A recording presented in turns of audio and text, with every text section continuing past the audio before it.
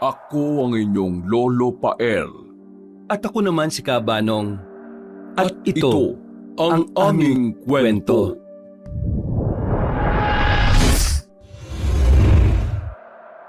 Pasado 8:00 ng gabi, nagiinuman ng magkakaibigang sina Moymoy, Pal at Aboy. Ang tatlo ay trabahador sa malaking tindahan ni Mayor Rujales na nasa pamilihang bayan.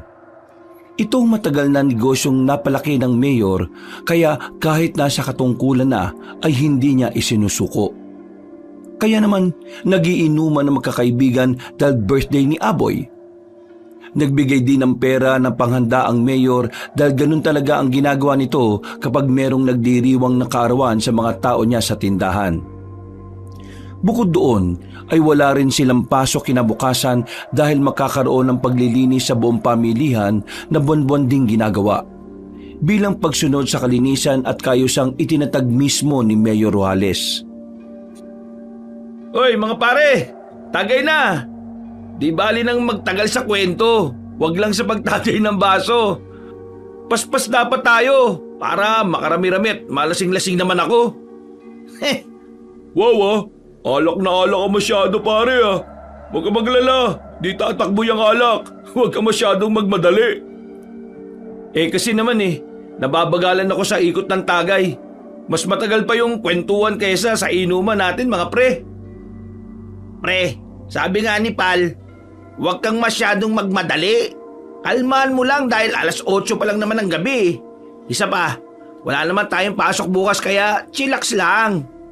Mas stress ka pa sa akin ako ang birthday boy dito. Tila pumakla naman ang tingin ni Moymoy sa mga kaibigan. Pagkatapos ng pagsali niya ng alak sa maliit na baso, ay humimas muna siya sa buhok na papanot na bago iabot kay Aboy ang tagay. Oh, sa'yo na to birthday boy. Lagukin mo na kagad gagi. Saka na magkwento-kwento kapag nakainom ka na. Madaling-madali ka naman talaga masyado, pre. Para kang pamilyadong tao Samantalang sa ating tatlo, ako ang may pamilya dito. Kaya nga wala namang maghahanap sa'yo kahit di ka umuwi sa inyo. Di ka ba alam pamilya, pre? Nagtawanan na naman si Napal at Aboy na pagkalaon ay dahilan para mapaismid na naman at mapanguso ang tila napipiko na si Moymoy. Huwag ka nang umismid-ismid at ngumuso-nguso dyan. Tanda mo na ang pikon ay laging talo, pre. Mag-enjoy ka na lang kasi sa inuman natin. Ito naman Oo nga, kung sino pa yung walang asawa at saka girlfriend, siya pa yung madaling-madali, no? Gago. Kapag ako talaga nagkaroon ng girlfriend, huyo kayo talaga sa aking dalawa. Gumaganyan pa kayo sa akin Mandahanda lang talaga kayo sa akin, tangik. Pagkadinig ni Napal at Aboy sa sinabi ng kaibigan nilang tanggero ay nagkatinginan sila na matagal. Pagkatapos noon ay isang nakakabulahaw na halakhak ang umalingaw-ngaw sa kubong pinag-iinuman nila. Si Pal ay napahawak pa sa mabilog niyang tiyan dahil sa kakatawa habang si Aboy naman ay halos maglupasay na sa upuan. Tawang-tawa pa kayo Sige lang, tawanan niyo ako ngayon. Tingnan lang natin sa mga susunod na araw. Ano yung titignan namin, pre? Kung paano ka na naman mabroken hearted? Ulul mo, di na ako mabobroken hearted, no? Kaya nga ako nagmamadali ngayon kasi makikita kami ng 9:00 ng gabi. Oh, nino na naman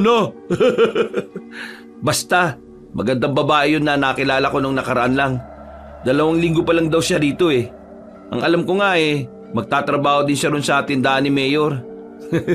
Basta, hintayin niyo ako at huwag kayong mainggit. Wash and learn. Anong wash and learn? Bugok! Pa-English ka pa, balik ko naman. Watch and learn. Good luck kung sagutin ka ng sinasabi mong babae pag ganyan ka. Good luck talaga sa akin. Basta walang inggitan to mga pre O sige na, tagay niyo na. Oh, tapos na. Madaling-madali ka kasi. Magkikita nga kasi kami ni Penelope. Hoy, Penelope? Oo, bakit? Yung bagong salta? Yung dayuhan na magandang babae? Oo nga. O ano, nagulat kayo no? Pupunta ko sa kanila mamaya. Kaya sa ayot sa gusto nyo, uuwian ko kayo maya-maya. Dahil doon ay natigilan sa pagtawa sina Pal at Aboy. Seryoso nilang tiningnan ng kaibigan na nagsasalok na ulit ng alak. Langya, seryoso ka ba talaga dyan? Paano naman kayo naging close nun eh? Bago lang dito yun. Parang bira ko nga lang makita yung lumabas eh. Oh, di ba? Nagulat kayo ngayon. Mga munggo kayo eh. Huyo talaga kayo sa akin kapag sinagot ako nun. Nililigawan ko na siya. Mag-iisang linggo na nga mga ulupong. Nek-nek mo. Huwag kami, moy-moy. Asa ka naman napapatol sa'yo yun. Tingin-tingin din sa salamin, no, pre? Usapang lasing talaga to eh, no? Huwag ka mag-alala. Magpapanggap na lang kami bukas na hindi namin narinig itong mga pinagsasabi mo ngayon. Ulol, inggit ka lang kasi hindi maganda girlfriend mo. Panis na panis yun sa Penelope ko, no? Okay lang. At least si Uma, totoo kong girlfriend. Hindi ilusyon katulad ng mga pinagsasabi mo ngayon, pre. Mainggit na lang kayo sa mga susunod na araw, mga hunghang. Oh, shot mo na, birthday boy. Putya naman, pre. Siguraduhin mo lang talaga na totoo yung mga pinagsasabi mo, ha? Totoo nga talaga. Sus, ilusyonado ka, pre. Ay nako, mainggit ka na lang taba. Napaismid si Pal matapos niyang tuksohin ng kaibigan. Pagkalaon ay tinagay na rin niya ang alak at ibinalik kay Moy-Moy bago sumagot. Mataba ako pero at least meron akong totoong girlfriend. Eh ikaw, putya, sa liit mong yan tapos papanot ka pa? Asa ka namang sasagutin ka nun? Baka ilusyon mo lang na pinapasin ka nun at nagpapaligaw sa'yo. Hindi naman namin kayo nakikita eh. Sabihin mo na lahat ng gusto mong sabihin, pre. Basta mamaya, makikita kami nun. Sabi niya nga sa akin, mamaya ako na raw malalaman ng sagot eh. Ayaw niya nga sanang ipasabi mo na kahit kanino na nanliligaw ko sa kanya hanggat hindi pa kami. Bukas, maiinggit na lang kayo sa akin. Lalo ka na, tababoy ka. Gagi, saka lang ako maiinggit sa'yo kapag totoo na yung pinagsasabi mo, Unggoy. Nakita ko na nga kung gaano kaganda yung dayuhan na yun eh. Imposibleng pumatol yun sa duwende katulad mo, no?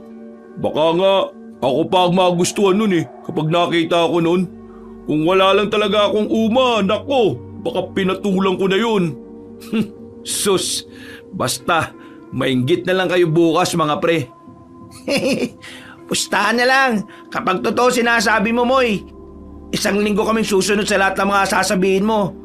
Pero kapag hindi, ikaw ang susunod sa amin ni Pal ng isang linggo. O sige, payag ako dyan. Yan oh, aalipinin talaga kita kapag hindi totoo yun. Kayo na humandang maging alipin ko mga ungas. Pag-aralan nyo nang tawagin ako master o boss amo. Nagtawanan na lang silang tatlo at nang matapos ang mga kalokohan nilang pinagsasasabi ay nagpatuloy na nga ang inuman. Habang lumalalim ang gabi ay marami pang mga pinag-usapan ng tatlo hanggang sa mauwi na nga sila sa katatakutang usapan. Nito lang kasing nakalipas na mga linggo ay kumakalat din ang bali-balita patungkol nga sa aswang na namataan ng mga tanod na nagro-ronda tuwing gabi. Tinatawanan lang ng karamihan ng tungkol doon dahil sa kanilang probinsya.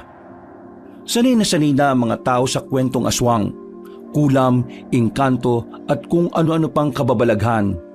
Pero kahit isa sa mga kababalagang yon ay wala pa namang nararanasan ng tatlong magkakaibigan, kaya nga tinatawanan na lang din nila. Nito lang din naman kasi pumutok ang mga usap-usapan tungkol sa aswang sa baryo. Pero iba ang paniniwala nila Moy-Moy, Pal at Aboy. Alam niyo ba mga pre, kung bakit ngayong pinag-iingat ang mga tao o hanggat maaari binabawal-bawalan na lumabas ng hating gabi? Yun na nga yun, dahil nga yun sa aswang, sa pang-aaswang ni Mayor. Loko-loko ka rin talaga eh no. Alam mo, Moy-Moy, tama ka dyan eh. Kalat na yung pamimingwit ni Mayor ng mga babae. Ang sabi nga ni Kamuning, medyo bata-bata nga raw yung kalaguyo nun ngayon eh. Yun nga rin ang naririnig ko sa usapan ng mga chismosa sa tindahan ni Aling Nainay. Parang yung dati niyang kalaguyo na taga San Isidro, Ang balita nga raw pinapatay na niya Talaga? Di naman siguro gagawin ni Mayor Rojales yun. Parang di ko nakikinikinita sa itsura niya na ganun Alam mo lang yun, paring Pal. Hindi naman maitatanggi na mabait si Mayor Rojales. Pero, di ba? Hindi rin naman lingid sa inyo na yung pinsan kong si Ate Elsa nangangatulong dun sa dating bahay nila.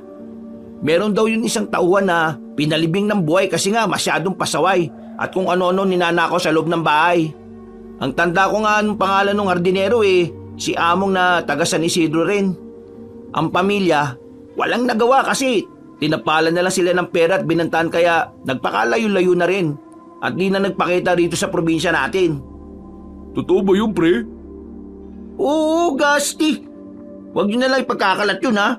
Kung ayaw nyo pare-pareho tayong ilibing din ang buhay. Grabe no, parang ang buhay ng tao kay Mayor Rojales. Parang mga manok at baboy lang no?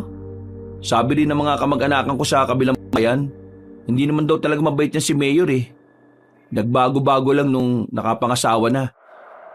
Pero tumutodas nga talaga at mahilig mga bit.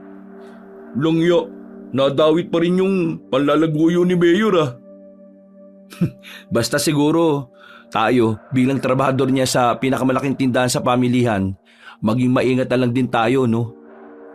Diyan ako sang-ayon sa'yo, bugok. Ako rin.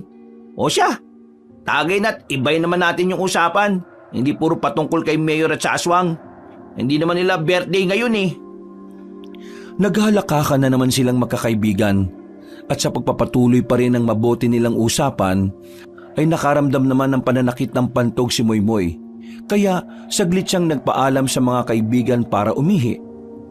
Naglakad siya ng ilang hakbang palayo sa kubo at nang marating na niya ang mataas at mayabong na mga puno, ay binuksan niya ang zipper ng maong na short saka tumingala at umihi.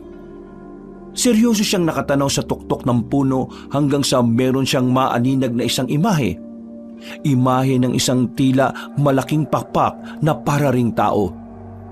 Nabigla siya kaya parang umatras ang kanyang pag-ihi dahil sa nakitang yun. Medyo nawalan din siya ng balanse kaya muntik na siyang matumba.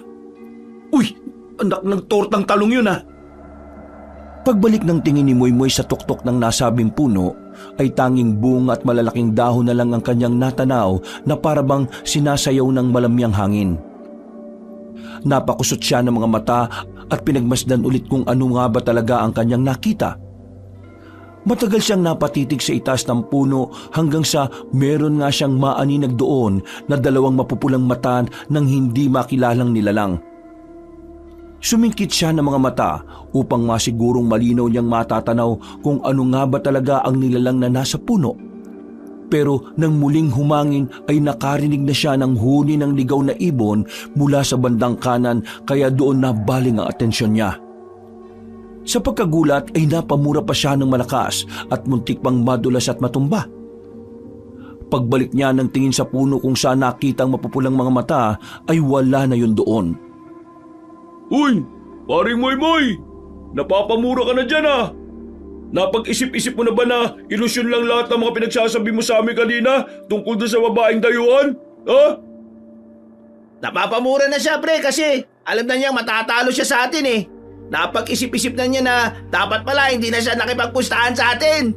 Mga ulupong, may tinitingnan lang ako sa puno no? May nakita kasi akong namumula-mula na parang mga mata Sus! Dumali ka na naman. Baka aswang na yung nakita mo. Buti hindi ka pa natangay. Sira ulo ka rin talaga no? Kung may una mang maaswang dito sa atin, ikaw yun kasi ikaw yung pinakamalusog Nagtawanan na naman silang tatlo at pagbalik ni Moymoy sa loob ng kubo ay mas lalong lumakas ang kanilang tawanan habang nagpapatuloy ang inuman. Marami-rami pa silang pinagsaluhang tagay habang nagkukwentuhan ng kung ano-anong bagay. Hanggang sa sumapit na nga ang 9:00 ng gabi. Nagpaalam na nga si Moymoy katulad ng sinasabi niya kanina dahil makikita pa sila ng bagong saltang si Penelope. Pinigil-pigilan pa siya ni Napal at Aboy pero hindi na talaga siya nagpaawat pa. Talagang seryoso siya na makipagkita sa babaeng dayuhan kaya hindi na siya inawat pa ng mga kaibigan. Nang wala na si Moymoy ay napag-usapan nga ng dalawa kung totoo nga ba talaga ang pinagsasasabi ng kanilang kaibigan. Sa palagay mo, paring Aboy, nagsasabi kaya ng totoo yung si Moymoy? Ha? Nahihiwagaan tuloy ako eh. Ano sa tingin mo? Ewan ko nga sa taong yun, pare. Pero malay natin kung totoo nga. E di maging masaya na lang tayo para dun sa kaibigan natin kahit mukhang malabo talaga. Malabong-malabo talaga, tangik. Nakita ko na yung Penelope na yun, no? Ganda-ganda kayang babae. Tapos, papatol lang kay Moymoy. Ipapaputol ko talaga tong hinilit ko sa kaliwang pako kapag nagkatuluyan sila. Yago ka. Siguraduhin mo lang yan ha. Kapag di mo pinaputol yung kaliwang hinlilit mo sa paa, ako mismo puputol niyan. Sige ba? Ano, pustahan din tayo? Puro ka rin pustahan eh, no? Para sigurado talaga, pre. Pero ito, seryoso ah. Totoo nga kaya yung pinagsasasabi ng hunghang na yun? Parang naisip ko tuloy, parang nagdodroga na rin yung tropa natin na yun, pre. Nung nakaraan kasi, nakita ko na kausap niya si Kidlat Adik. Ano? Talaga? Oo, tangik. Ang tagal nga nila mag-usap eh. Tapos, dumadaan-daan lang ako pero di ko marinig yung pinag-uusapan nila. Hanggang sa umalis na lang si Kidlat. Gagi, wag naman sanang mahatak yun ni Kidlat Adik. Kasi kapag natuto siyang magdroga, kukutusan ko talaga siya. Ako? Hindi lang kutos. Baka mabugbog ko pa. Pero magtiwala tayo sa kaibigan natin. Malay naman natin talaga, di ba?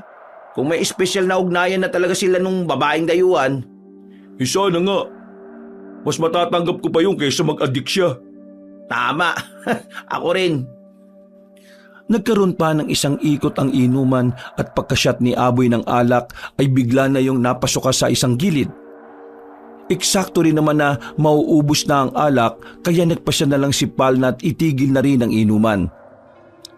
Lumabas na rin kasi ang asawa ni Aboy na si Manilita para i-check sila.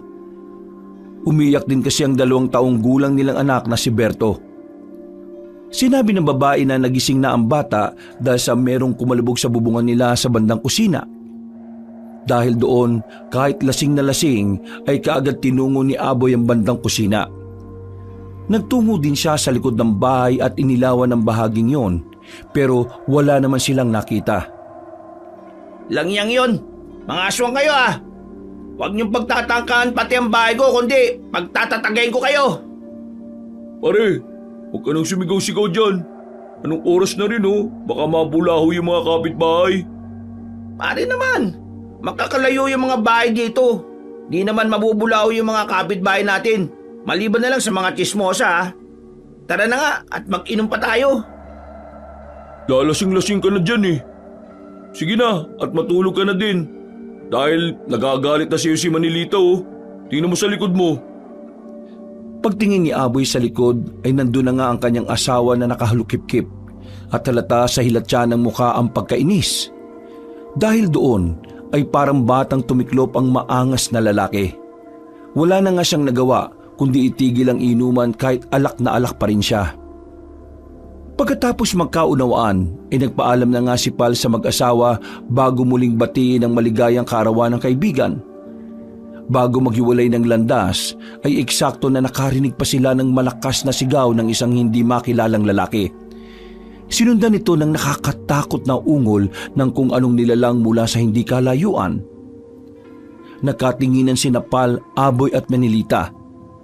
Kitang-kita rin sa mukha ng babae ang takot dahil nakakapangilabot nga naman talaga kasi ang sigaw at ungol na narinig nila. Ano yun pre? Sigaw ba yun ng tao? Saka, anong ungol yun? Parang hindi naman aso eh. Parang kakaibang hayop na mabangis. Yung sigaw, sigurado akong boses yun ng tao. Pero yung ungol, tama ka. Parang hindi yun aso eh. Ano nga kaya yun? Mahal, pumasok ko na rin sa loob. Tingnan mo yung anak natin, bilis. Pre, uwi na rin ako ah. Medyo nakakatakot yung narinig natin eh. Parang nawala tuloy yung tama ko ng alak. O sige pre, basta mag-iingat ka ha. Nakakakilabot yung narinig natin na yung kanina. Oo, salamat at happy birthday din ulit. Hindi na halos natapos ng malusog na lalaki ang kanyang sinasabi sapagkat mula na naman sa hindi kalayuan ay nakadinig sila ng makakasunod na alulong ng aso. Matapos nila yung madinig ay ramdam ng dalawang magkaibigan ang pananayo ng kanilang mga balahibo sa mga braso at batok. Kaagad na ngang nagpaalam si Aboy na dali-daling pumasok sa loob ng bahay dahil tinatawag na rin siya ng asawa. Naiwan na ngang nag-iisa si Pal habang pinakikiramdaman ng paligid. Paglabas niya ng bakuran ay isinara niya ang kahoy na gate saka binuksan ng maliit at nilulumang flashlight na hawak. Palagi talaga siyang may baon na ganon dahil medyo madilim sa kanilang lugar. Hanggang ngayon kasi ay hindi pa rin natutustusan ng pailaw ang mga poste para lumiwanag ang daan. Lagya kasi mga politiko to eh. Ang lalakas lang mga ako pero hanggang ngayon wala namang tinutupad sa mga pinapangako nila. Dapat talaga maging wais na mga tao lalo na yung mga taga-baryo sa pagpili ng mga iboboto. Ilang beses na si Mayor Ruhales na nangako rito sa amin pero hanggang ngayon wala namang nangyayari. Nagpatuloy siya sa paglalakad hanggang sa makalagpas sa iskinita. Mas dumilim ang nilalakaran niya dahil mas dumami na rin ang puno sa paligid. Mas lalo tuloy siyang kinabahan at pakiramdam niya tuloy talaga ay wala na ang tama ng alak. Eksakto naman na habang naglalakad ay muli na naman siyang nakarinig ng alulong ng aso. Mabilis niyang iginala ang flashlight. Paikot yun hanggang sa muli niyang ilagay sa harap ng nilalakaran. Putik naman oh, sumabay pa tong alulong ng aso na to eh. Di man lang sinasaway ng may-ari. Parang mga tanga. Nawala na tuloy yung tama ng alak ko. Bakit ba ako natatakot? Dati na naman ako naglalakad sa ganito kadilim na daan. Wala namang aswang eh, di naman totoo yun eh. Ay nako! Kahit may tama ng alak ay nakaramdam pa rin ng takot ang binatang malusog na napa-sign of the cross nang wala sa oras. Ilang saglit pa nga ay tinak na niya ang madilim na daan papunta sa kanilang bahay. Taimtim siyang nagmasid sa paligid habang mabilis na naglalakad. Iba kasi ang pakiramdam niya ng mga oras na yon dahil sa mga nakakakilabot na narinig mula sa hindi kalayuan. Hindi na nga bago kay Pal ang mga katatakutan sa kanilang lugar sapagkat bata pa lang siya ay mulat na siya sa ganitong kwento mula sa magulang niya. Ngunit subalit sa tanang buhay niya ay hindi pa siya nakakaengkwentro ng mga bagay na ikinukwento ng kanyang mga magulang katulad ng aswang, mangkukulam, engkanto at kung ano-ano pang katatakutan.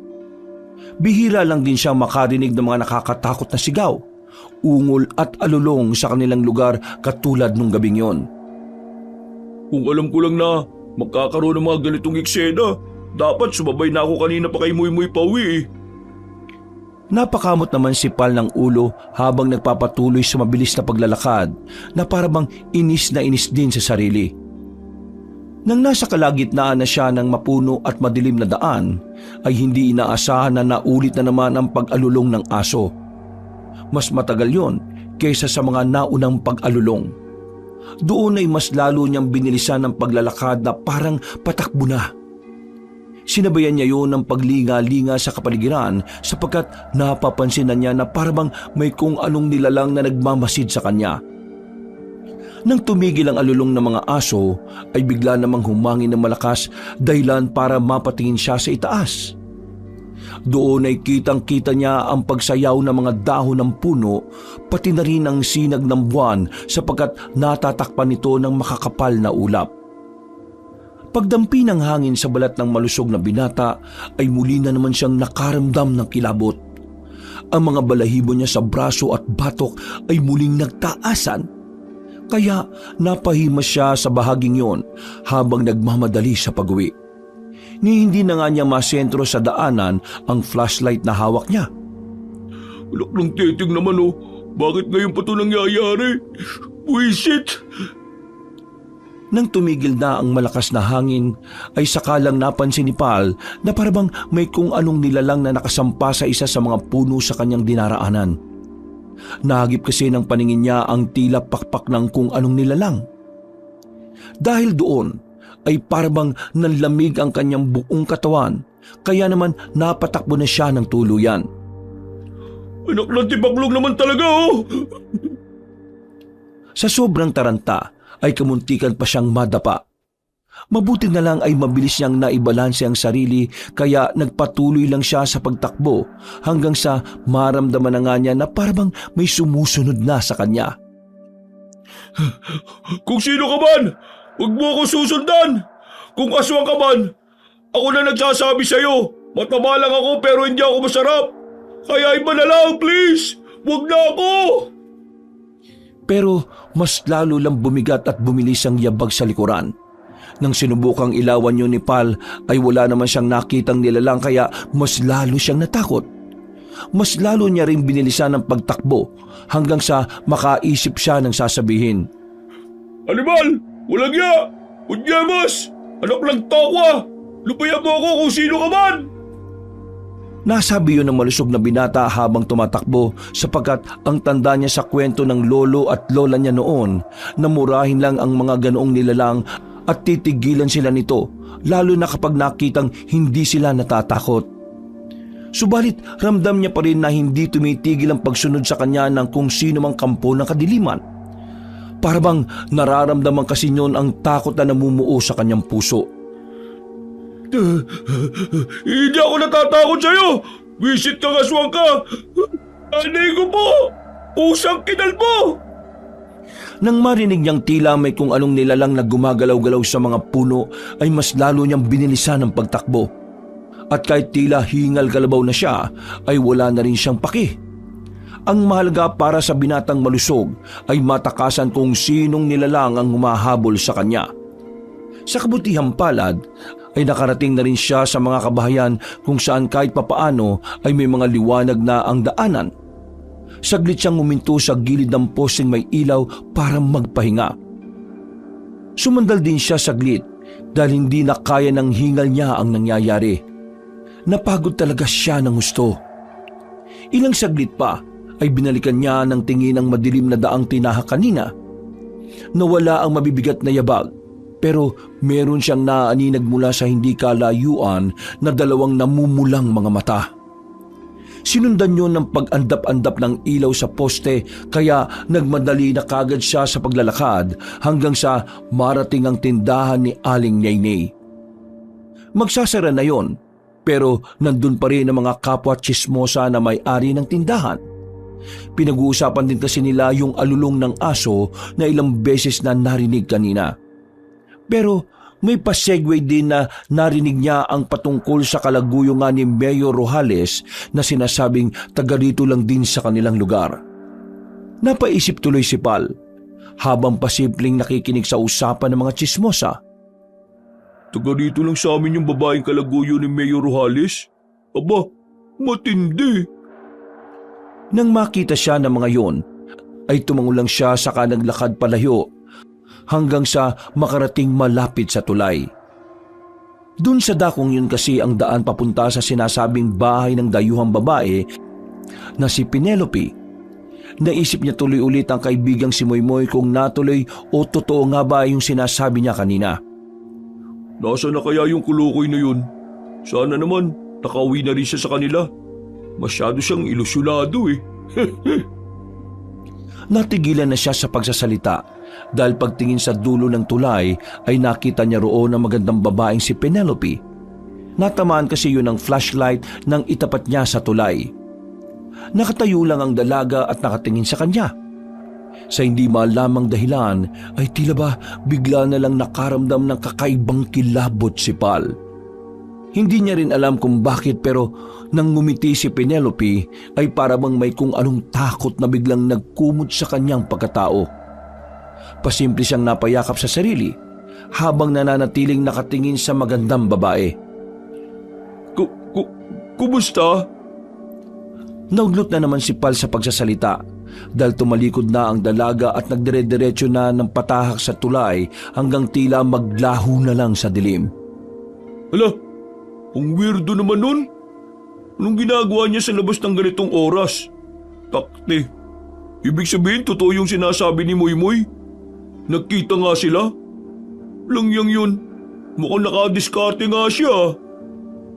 Nagdire-diretso na siya hanggang sa makauwi sa kanilang bahay. Pagdating niya mismo sa nilulumang gate ay hinubad na niya ang damit at ipinuna sa pawis na pawis niyang katawan.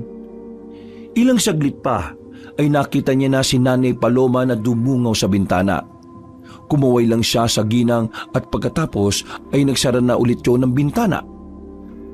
Pagpasok sa loob ng bahay ay tinanong nga siya ng ina kung bakit gano'n ang itsura niya na pawis na pawis. Sinabi niya na lang na tumakbo siya para pagpawisan kahit ang totoo ay meron siyang nakakatakot na bagay na kinatatakutan. Nagilamos lang siya ng katawan para maging komportable mamaya sa pagtulog. At pagpasok sa maliit niyang silid ay nagsalita na lang siya sa isip habang tila natatawa sa sarili. Ngayon niya lang kasi naisip na para rin pala siyang tanga kanina habang tumatakbo sa madilim na daan. Ang laki mong damulag, Pal. Mabuti na lang, walang tao ron dun sa madilim na daan. Pero teka, nagkita nga kaya talaga sila Moymoy at Penelope? Bukas ko malalaman yan kapag nagkausap kami ni Kolokoy. Pero sana magsabi siya ng totoo para magkaalaman na. Pagkatapos noon, sa tagal ng panahon ay ngayon na lang ulit siya nakapanalangin bago matulog. Nagpasalamat ang binatang malusog sapagkat nakauwi siya ng ligtas at hiniling niya rin na sana ay maging maayos lang din ang mga kaibigan niya lalo na si Moymoy. Hindi niya kasi alam kung nakauwi na ba yun o hindi pa. Siguro naman, nakauwi na siya. Kung nakita talaga sila ni Penelope, pauwi na yung babae nung makita ko sa tulay. Ibig sabihin nun, nakauwi na nga rin si Kolokoy. Bukas ko na nga isipin yung mga yan. Makatulog na nga muna. Pagkatapos ng taimtim na panalangin ay sumalpak na agad siya sa kama. At dahil na rin sa tama ng alak at sa matinding pagod sa pagtakbo kanina, kaya mabilis lang din siyang nakatulog ng mahimbing. Kinabukasan, dahil walang pasok ay inilaan ng malusog na binata ang oras sa kanilang bahay. Minsan na lang din kasi niya nakakabanding si Nanay Paloma kaya hindi rin siya talaga lumabas ng bahay. Maghapong naglinis si Pal at tumulong sa gawaing bahay hanggang sa utusan nga siya ng ina na magpunta sa tindahan ni Aling Nainay. Pagdating doon ay naabutan na naman niya ang mga tsismosa na pinag-uusapan ng tungkol naman sa bagong kalaguyo ni Mayor Rujales. Maliit lang kasi ang lugar nila, kaya naman mabilis na umugong ang mga balita kapag nakita na nga ng mga tsismosang matitindi ang radar. Sinadya rin ni Pal na tagalan ng pagbili dahil sa curious din siya kung sino nga ba talaga ang kalaguyo ni Mayor. At nagulat siya sa sinabi mismo ni Aling Nainay sa mga kapwa tsismosa. Hindi niya rin tuloy na malaya na napasabat na pala siya sa usapan ng mga yon. Talaga po? Ay, pasensya na po ha. Iba yung sinasabi ko. Hindi po ako nakikinig sa pinag-uusapan nyo ha. Sige, alis na po ako. Salamat dito po, Aling Nainay. Dali-dali siyang umalis sa nasabing tindahan. At habang naglalakad pabalik sa kanilang bahay, ay hindi pa rin nawaglit sa isipan niya ang mga narinig sa usapan kanina. Totoo kaya yung sinabi ni Aling Nainay na si Penelope yung bagong kabit ni Mayor? Dayuhan ng kalaguyo niya? Grabe. Pero sa bagay, maganda naman talaga yung bagong salta na yun. Di nga malayong magustuhan siya ni Mayor namin. Pero ano yung sinabi ni Moymoy? Kung totoo na nililigawan niya si Penelope, ibig sabihin, ay naku, ang gulo. Napakamot na lamang ng ulo ang binatang malusog bago magpatuloy sa paglalakad. Kailangan malaman to ni Moymoy at ni Aboy. Kapag maaga akong natapos sa mga pinagagawa ni Nanay, pupuntahan ko sila pero kung hindi, bukas na lang siguro sa tindahan. Pagbalik ni Pal sa bahay nila, ay itinuloy na nga niya ang naudlot na gawain. Nasa isip niya pa rin ang mga narinig na kwentuhan kanina sa tindahan ni Aling Nainay at naikwento na nga rin niya yun kay Nanay Paloma. Napaismid lang ang ginang at sinabi nga rin na hindi imposible na tama ang mga tsismosa. Pero pinayuhan din niya na huwag masyadong makinig at makiusyoso. Dahil kapag nalaman yun ni Mayor Rojales, baka may gawin din yun na kung ano. Sa pagpapatuloy ng ginagawang pag-aayos at paglilinis sa kanilang bahay ay dumating na nga rin ang girlfriend ni Pal na si Uma. May dala yung kakanin na pinagsaluhan nila. Tumulong na rin ang dalaga sa gawain at nang matapos na ay sinamahan na nga ng binatang malusog ang kanyang girlfriend sa labas. Nang maihatid na ni Pal si Uma ay dumiretso kagad siya sa bahay ni Moymoy. Sarado yon at nakakandado kaya nagtungo na lang din siya kaagad sa bahay ni Aboy. Naabutan niya ang kaibigan na nagwawalis sa bakuran kaya kaagad niya yung kinausap. Pare, wala rito si Moymoy? Wala pre, hindi mo dinaanan sa kanila? Nakakandado nga yung pinto ng bahay niya eh. Saan kaya pumunta yun? Baka nakipag-date na kay Penelope pre. Ewan. Pero pare, yun nga yung dahilan kaya ako siya hinahanap eh. Alam mo bang, narinig ko kanina sa mga chismosa sa tindahan na yung si Penelope daw eh, bagong kalaguyo ni Mayor natin? Ha? Langya. Totoo ba? Nip. Galing talaga pumili ng mayor natin Alam niyang magaganda sa hindi Naka-jackpot siya dun sa dayuhan. Pero, kano kaya yung katotoo, no? Baka totoong totoo. Alam mo naman yung mga chismosa rito sa atin. Lalo na yung tindahan ni Aling Nainay na sentro ng chismisan. Nakikita nila lahat yung mga kaganapan sa baryo kaya naniniwala ako sa sinasabi nila Dapat nga yung malaman ni Moymoy kung totoo man. Para yung pantasya niya, matapos na rin. Kapag kinalaban niya si Mayor Rojales, baka mailibing din siya ng buhay nang wala sa oras. Siguradong kakabatutan na yung kaibigan natin na yun kapag nalaman niya at kung totoo nga talaga. Ay naku, mukhang nangangamoy broken hearted na kaagad May natira pa naman akong alak dyan. Kung sakaling ang totoo yun, tapos nadiskubre yun ni Moymoy, siguradong mag-aayayon na namang uminom. Nagtawanan ng magkaibigan at marami-rami pa silang napagkwentuhan. Pero nang magtatakip silim na ay nagpaalam na si Pal dahil ayaw na niyang maabutan ng dilim sa daan. Takot na kasi siyang maranasan ang nangyari kagabi. Bago umuwi ng bahay ay dumating ulit siya sa bahay ni Moymoy pero nakakandado pa rin ang bahay na tinutuluyan noon. Mag-isa lang kasi sa buhay ang taong yon dahil ang mga mahal niya sa buhay ay nasa ibang probinsya na tawid dagat pa. So kaya nagpunta yung kulukoy na yun? Mukhang nakipag-date nga talaga. Nagpatuloy na si Pal sa paglalakad hanggang sa makauwi na ng kanilang bahay. Mabilis na lumipas ang oras. Pasado 10:30 ng gabi ay nakarinig na naman siya ng makakasunod na alulong ng aso. Napalabas tuloy ng kwarto ang kanyang ina at pagkatapos ay biglang sinindyahan ng dikuryenteng ilaw sa altar. Sinabihan din siya na manalangin dahil hindi nga normal ang gano'n na dalawang makakasunod na gabi na silang nakakarinig ng pag-alulong ng mga aso. Sana kasi Nay, sinasaway nga po talaga ng may-ari yung mga ganyang aso no? Nagsabi na rin si Nanay Paloma na kahit anong saway nga raw na gawin ng may-ari, kapag oras na ng isang tao at kapag si kamatayan na ang nagtawag, ay talagang wala na rin makakapigil. Bago matulog, ay nanalangin na nga muna ulit ng taimtim si Pal. At pagkasalampak niya sa kama, ay bigla na lang niyang naisip ang kaibigang si Moymoy. Hindi niya rin alam kung bakit pero parang tinatawag siya ng kaibigan pero hindi niya naman alam kung bakit at kung nasaan yon.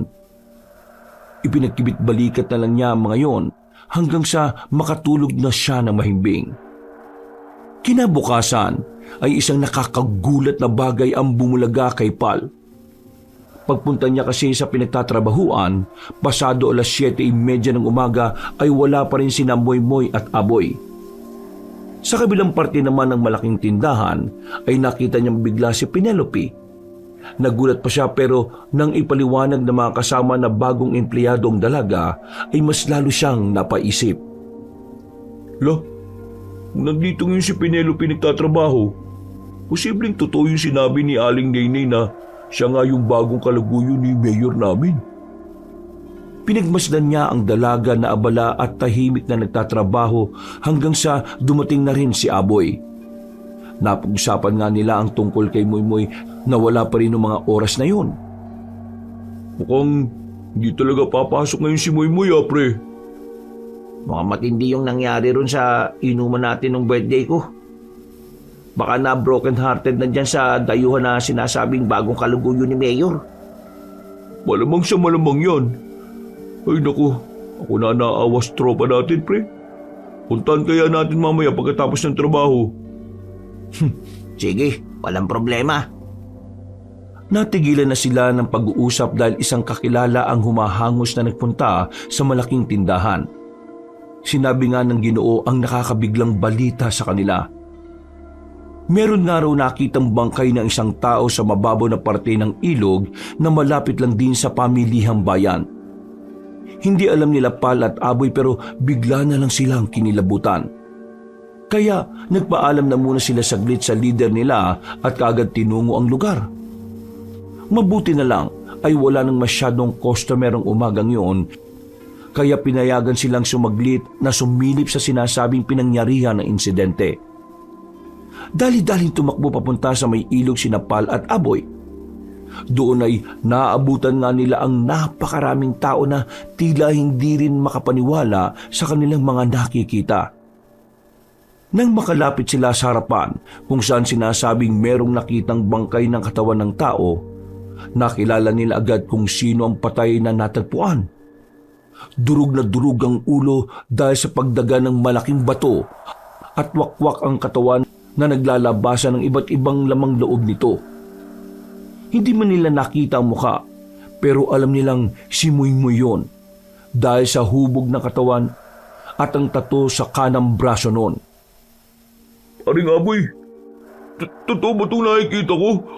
Hindi ba ako nananaginip lang? Totoong-totoo, pre.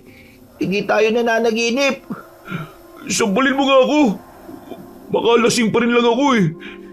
Pre, si Moymoy talaga yan. Hindi tayo lasing o nananaginip lang. Kusang tumaga sa mga luha ni Pal habang natutup ang bibig. Hindi niya kasi sukat akalain na mangyayari ito sa isa sa mga kaibigan niya. Napalingon pa siya kay Aboy na nasa kanan matapos na tumatagas na rin ng luha. Pusang gala, paano nangyari to? Sinong gumawa nito sa kanya? Walang iya gumawa nito sa kaibigan natin. Kasama lang natin siya nung isang gabi. Kaya pala kahapon ko pa siya hindi makita-kita. Alang ang kaluluwa ng gumawa nito. Napakabait na to na kaibigan natin eh. Masyado niyang binaboy ang katawan ni Moymoy. Hindi na siya naawa. Binasag na niya ang ulo niya, tapos piniyak pa yung tiyan. Ano ba naman yan? Langya talaga oh. Hindi ko talaga matanggap. Kapag nakilala ko yung gumawa nito kay Moymoy, patawarin na ako ng Diyos pero baka mapatay ko rin siya, pre. Dahil sa nasaksiyan na karumal-dumal na insidente ay hindi na nakapagtrabaho pa ang magkaibigan ng araw na yon. Habang hinihintay nila mula sa morgue ang katawan ng namayapa nilang kaibigan, ay tila wala sila sa sarili habang nakatambay sa may kubo. Binasag na lang ni Pal ang piping paligid sapagkat para bang nabibingin na rin siya sa sobrang katahimikan. Pre, sa palagay mo, sino gumawa nun sa kaibigan natin? Sabi ni Moymoy, huling gabi na magkakasama tayo, di ba? Magkikita sila ng dayuhang Penelope na yun. Yun na nga eh. Pero sabi mo nung nagkita kayo, mukhang nagkita naman sila, di ba? Tapos, kahapon, pinuntahan mo siya sa kanila pero nakakandado yung bahay niya. Ano ba talaga sa palagay mo? Baka tama tayo nang naiisip, pre. Hindi kaya may kinalaman si Mayor dito.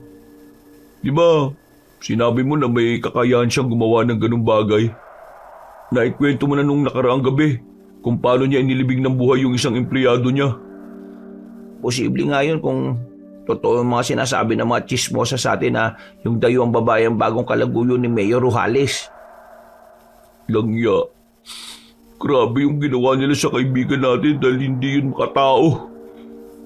Hindi hayop si Moymoy para ganunin lang yung katawan niya. Sobra naman si Mayor kung pinapatay niya yung kaibigan natin ng dahil sa pinoporma niya si Penelope. Wala pa naman tayong pruweba pre. Malalaman natin yan kapag tinanong natin mismo yung dayo ang babae na yun. Ang tanong ay kung magsasabi ba siya ng totoo. Napabangon si Aboy at napaupo paharap sa kaibigan habang iniisip pa rin ang hindi magandang nangyari sa kanilang kaibigan. Pagkalaon ay sabay silang napabuntong hininga habang nakatingin sa kawalan. Sa tingin mo, tanungin natin si Penelope? Pasensya ka na sa sasabihin ko. Gustuin ko mang panghimasukan ng sitwasyon na nangyari. Pero natatakot ako pre. Nakita mo naman na pamilyadong tao na ako. Mahirap nang ma-involve kapag si Mayor nakakasama eh. Nasabi ko naman di ba, mahirap kalaban ng taong yun. Lalo na't mabilis lang para sa kanyang pumatay ng tao. Sana maintindihan mo ako pre. Sige, gets ko naman pre. Pero gusto ko talaga malaman ng totoo. Parang hindi ako matatahimik kapag hindi ko nalaman ang buong katotohanan eh. Halata sa boses ng pananalita ni Pal na parabang maiiyak na naman siya hanggang sa maisip niya ang nangyari noong isang gabi bago sila matapos ng inuman. Dahil doon ay parabang nagising siya sa katotohanan at nanlalaki ang mga matang hinarap ulit si Aboy. Pre, di ba naalala mo nung isang gabi? Yung pagkatapos ng inuman natin, naalala mo yung mga narinig natin pagsigaw at saka malakas na ungol na parang kung anong hayop? Paano kung nung gabi na yun nawawala na talaga si Moymoy? Ano sa tingin mo? Ibig mong sabihin, doon pa lang natigbak na siya at ngayon lang tinapan yung katawan? Posible nga yun. Oo, kasi di ba sabi nga niya makikita sila ni Penelope? Paano kung nakita sila ni Mayor at pinahuli siya at pinahirapan muna ng gusto bago patayin? Pwede nga yung naisip mo pre. Pero mauwi pa rin naman tayo kay Penelope. Siya lang ang sagot sa mga tanong natin. Oo, yun na nga. Sinasabi ko rin naman sa iyo Ayaw kong ma-involve dyan dahil ayaw kong lumaki ng walang ama ang anak ko. Pasensya na pre Kung ano man ang pinaplano mo, mag-iingat ka mabuti. Maraming galamay dito si Mayor kaya mag-iingat ka talaga ng gusto. Oo, naintindihan ko naman pre. Salamat sa concern Gusto ko lang mabigyan ng hustisya yung pagkamatay ni Moymoy Hindi talaga katanggap-tanggap tong nangyari sa kanya. Wala na nga nagsalita sa dalawa pagkatapos mabanggit ang pangalang Moymoy. Nakaramdam na naman kasi sila ng matinding kalungkutan dahil sa bilis ng pangyayari at pagkamatay ng matalik nilang kaibigan. Tahimik lang silang nagmumuni-muni hanggang sa marinig na lang ni Aboy ang pagtawag ni Manileta sa kanya. Umiiyak na naman kasi ang anak nila kaya nagpaalam na muna saglit ang maangas na lalaki. Eksakto rin naman na dumaan doon at nagbalita nga kay Pal na dumating na raw ang kabaong ni Moymoy. Maya-maya pa, eksaktong malapit ng lumubog ang araw, ay kaagad na nagpunta sina Pal at Aboy sa bahay ng yumaong kaibigan para makiramay. Nang makita nila ang kabaong ay nakasarado ito, sapagkat pagdating ng ina ni Moymoy na galing pa sa ibang lugar, hiniling ng ginang na isara na lang ito dahil sa durog ang mukha ng binata. Nakikiramay po kami, Aling Maymay. Ikinalulungkot ko po talaga yung nangyari kay Moymoy. Ako rin po. Napakabait ng kaibigan namin na yan. Nawa po mabigyan ng hustisya ang pagkamatay niya. Mahuli na rin po sana yung gumawa nito sa kanya. Umiyak nang umiyak si Aling Maymay dahil hindi niya matanggap ang nangyari sa kanilang anak. Matagal na panahon pa naman silang hindi nagkita ni Moymoy. At nakakalungkot lang isipin na ang huling pagkakatagpo nila ay ganitong sitwasyon pa. Para mapagaan ang loob ng ginang ay inalo na lang yun ng magkaibigan. Ikinuwento na rin nila ang magagandang bagay at ipinaalam kung gaano kabuting kaibigan si Moymoy.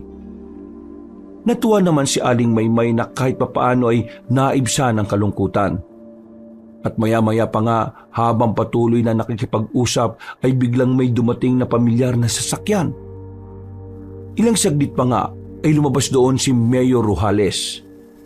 Hindi naman na nagulat ang mga tao dahil sanay sila sa ganoong gawain ng mayor. Madalas talaga siyang dumadalaw sa mga namamatayan na isa sa mga nagustuhan ng mga mamamayan sa kanya. Matulungin din siya talaga at hindi pabaya sa mga nasasakupan. Yun nga lang talaga ay may madilim pa ring sikretong Ginoo na mangilan-ngilan lamang sa mga taga-baryo ang nakakaalam. Pinangunahan ng grupo ng mga tsismosa ni Aling Nainay ang pagbati habang sila Pal at Aboy ay nagkakatinginan lang. Tila ba may pakahulugan ng kanilang mga mata na parang nag-uusap. Ikaw ba ang nanay ng namatay? Nagpadala ako ng mga bulaklak para sa kanya at eto, tanggapin mo ang kaunting tulong. Huwag mo na rin masyadong alalahanin ang paglilibing at iba pang gastos dahil sagot naman ng ating munisipyo ang tungkol dyan. Naiyak ulit si Aling Maymay dahil sa lubos na pagpapasalamat. Mga 5 minuto lang din ang itinagal ni Mayor Rojales at pagkatapos ay nagpaalam na yun sa mga taong naroroon. Pag-alis ng Ginoo ay pinagtsismisan kagad siya nila Aling Nainay at iba pa. Ang magkaibigang Pal at Aboy naman ay pasimple ring nag-usap sa isang gilid habang abala pa si Aling Maymay. Pare, tingnan mo sila Aling Nainay oh. Mukhang topic kagad nila si Mayor ah. Oo nga. Kanina ko pa nga naririnig yung mga yan eh. Kahit nung nandito pa si Mayor Rojales. Di ba, nandun ako sa likod nila banda. Hoy, anong pinag-uusapan nila? May babae nga raw silang napansin sa sasakyan kanina. Nung sumilip ako, may nakita nga akong tao ron. Pero di ko naman matukoy kung babae yun o lalaki. Naaninip ko lang pero sumisimple lang ako ng tingin kasi baka mahalata eh. Eh baka si Penelope yun. Yun nga ang bulungan ng grupo dito ni Aling Nainay. Hindi pa man natatapos ni Abot ang pagsasalita ay bigla namang dumating si Penelope na ikinabigla ng lahat. Lalo na ng mga tsismosang kanina pa pinag-uusapan ng magandang dalaga. Halos ang lahat ng naroon ay nakatingin lang sa mayuming binibini na papalapit sa kabaong. Sinalubong siya ng ngiti ni Aling Maymay kahit hindi niya kilala ang nasabing babae. Magandang gabi po. Kayo po ba yung nanay ni Moymoy? Pagtango ng ginang ay ngumiti ulit ang dalaga bago iabot ang nakatuping sobre. Nakikita ho ako. Pagpasensya niyo na po itong kakarampot na abuli para kay Moymoy. Magkakilala ba kayo ni Moymoy? Oo. Paano? Nitong mga nakalipas na araw, madalas kaming nakakapag-usap. Ang totoo niyan siyang tumulong sa akin na makapasok sa tindahan ni Mayor sa pamilihan. Ganun ba? Talaga? Pero paano? Madalas lang kaming magkasalubong nitong mga nakalipas na araw. Hanggang sa, kinakausap na niya ako. Kahit paano naging kampante ako sa kanya. Naging mabuting kaibigan din siya kahit maiksing sandali lang. Hindi ba kayo nakita nung nakaraang gabi bago siya mamatay? Ha? Lumabas ako ng bahay pero hindi naman kami nakita. Siya ang nakita ko dun sa bandang tulay. Hindi kaagad nakaimik si Pal dahil naalala niyang nagkita nga pala sila ng magandang dalaga sa tulay nung gabing yon. Hindi na rin nagtagal si Penelope dahil napansin niyang tila siya na nga rin ang tinatalakay ng mga tsismosa. Nang mawala na sa paningin ni Pal at Aboy ang magandang dalaga, ay para silang gulat na gulat sa mga nangyari. Narinig mo ba yung sinabi niya, pre? Nakausap pala talaga sila ni Moymoy. Ibig sabihin, totoo yung sinasabi na kaibigan natin. Totoo nga. Pero ang iniisip ko ngayon, kung di sila nakita ni Penelope nung gabing yun, sino yung kinatagpo ng kaibigan natin? Yan ang di ko rin alam, pre. Nang matapos ng maglamay ang magkaibigan, Pag-uwi ni Pal ng eksakto 10:30 ng gabi ay hindi na naalis sa isipan niya ang mga sinabing usapan nila kanina tungkol sa taong kinatagpo ng kanilang kaibigan. Kung si Aboy ay naniniwala sa sinabi ni Penelope, sa isip naman niya ay merong pagdududa sa sinabi ng magandang babae. Totoo kaya yung mga sinabi niya? Nakita ko siya nung gabing yun eh. Saan siya nanggaling nun? Di naman pala sila nakita ni Moymoy. Siguradong merong tinatago yung babaeng dayuhan na yun. Malamang may kinalaman yun sa sinabi ng mga taga rito tungkol sa sikretong relasyon nila ni Mayor eh. Ano ba itong mga naiisip ko? Nagrereklamong napakamot na lang sa ulo si Pal habang nakatingin sa bubungan ng kanilang bahay. Maraming tumakbo sa isip niya ng gabing yun. Hanggang sa hindi niya namalayan, nagising pa rin pala siya kahit 12:00 na ng hating gabi. Sa kanya lang napagtanto na malalim na ang gabi matapos niyang maramdaman ang pananakit ng pantog. Tumayo siya at nagtungo sa banyo na nasa likuran ng kanilang bahay. Nang matapos ng umihi, ay napatanaw muna siya saglit sa mga matatayog na puno ng buko na hindi kalayuan sa palikuran. Katulad kanina, ganun pa rin ang tumatakbo sa isip niya. Ang tungkol sa kung totoong nagkita nga ba talaga si Moymoy at Penelope. Posible talagang nakita sila nung gabing yun eh. Hindi ko yun may tatanggi lalo na nakita ko yung babaeng yun sa tulay. Siya yun at hindi ako po pwede magkamali. May kakaiba talaga sa babaeng yun eh. Nagsisimula na tuloy akong maniwala sa mga chismis na kumakalat patungkol sa kanya.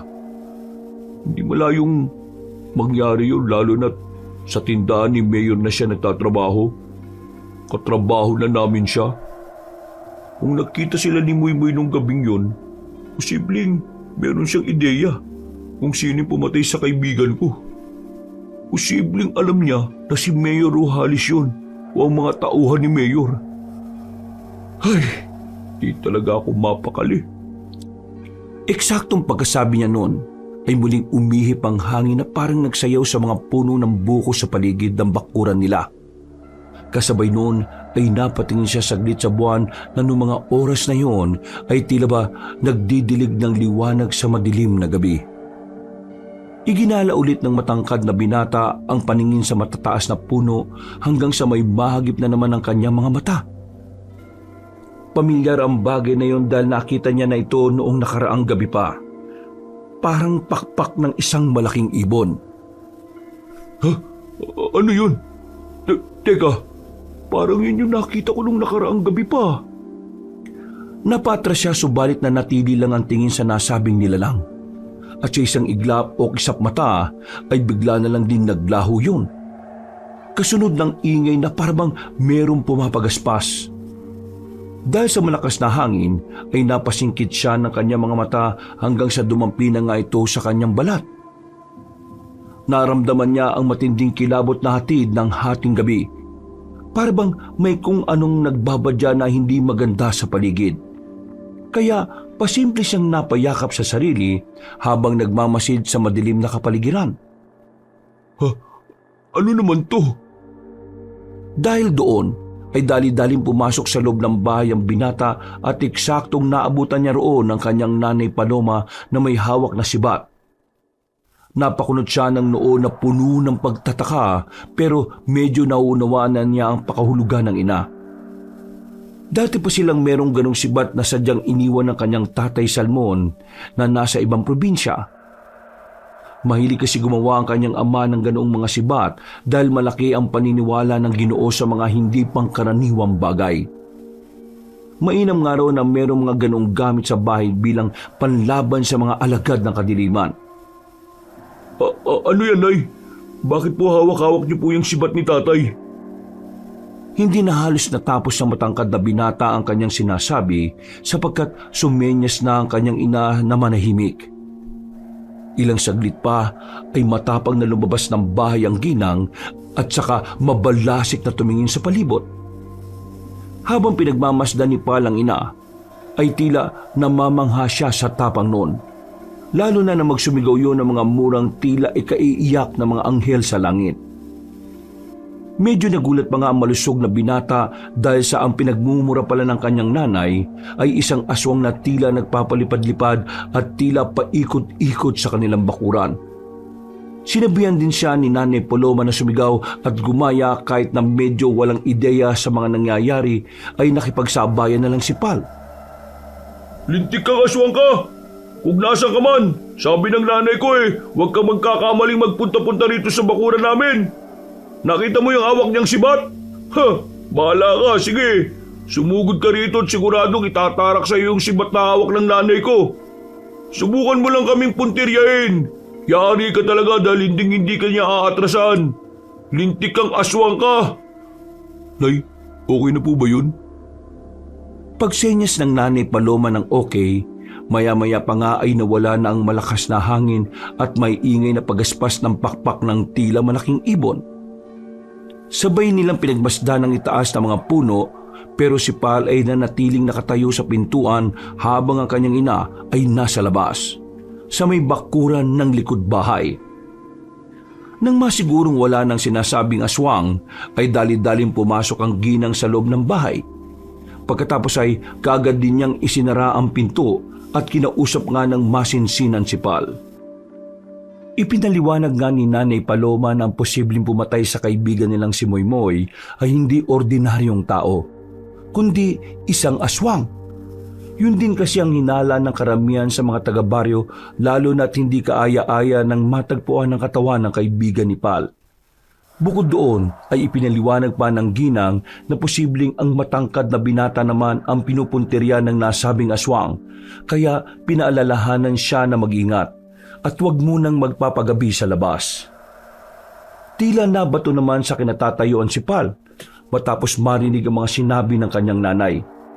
Wala kasi siyang ideya na may chismis na pala sa baryo nila patungkol sa aswang.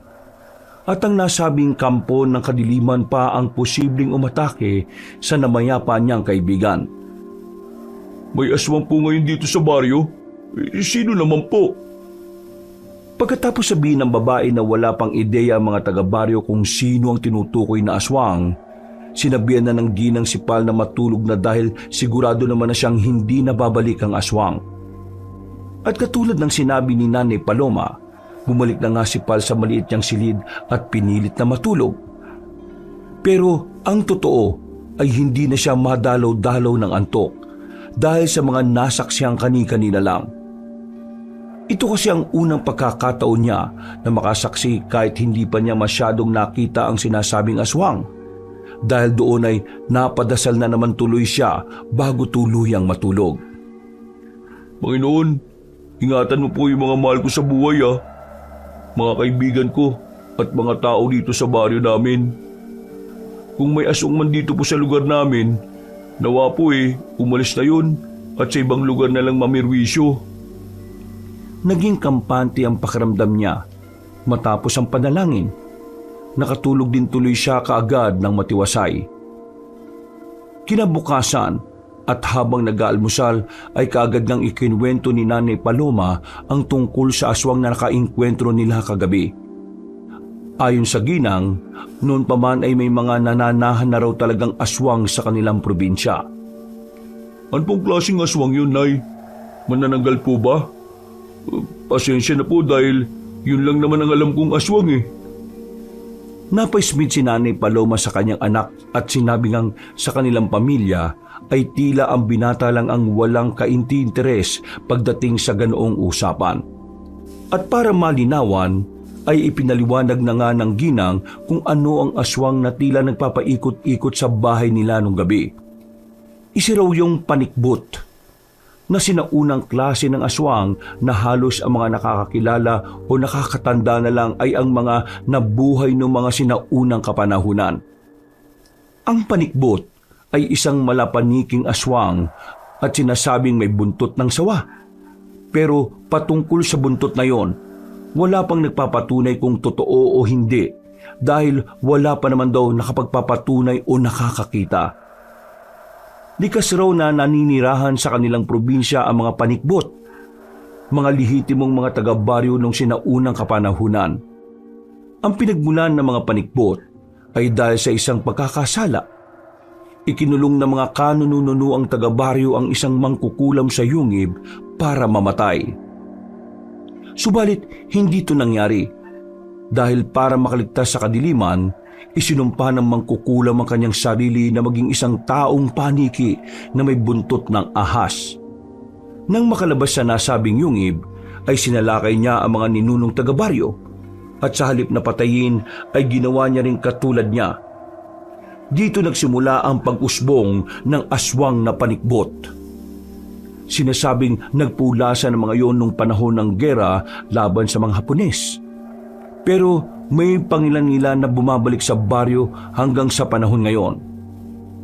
Medyo nagulantang si Pal sa kwento ng Nanay Paloma niya, pero hindi niya talaga lubos mapaniwalaan ang sinasabi ng ina.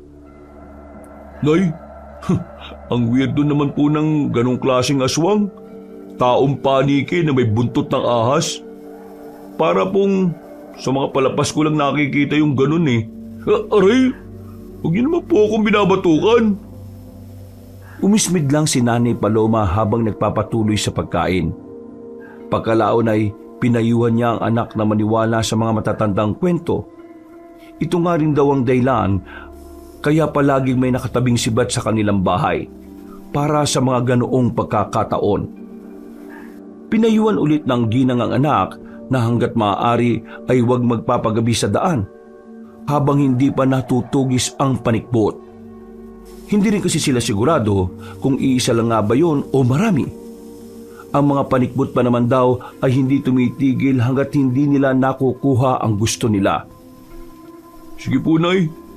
Sasabihan ko na rin po si Aboy. Salamat po sa mga paalala kahit medyo hindi pa rin talaga kapanipaniwala. Nang matapos na sila sa pag-aalmusal, ay hinugasan na kagad na matangkad na binata ang pinagkainan.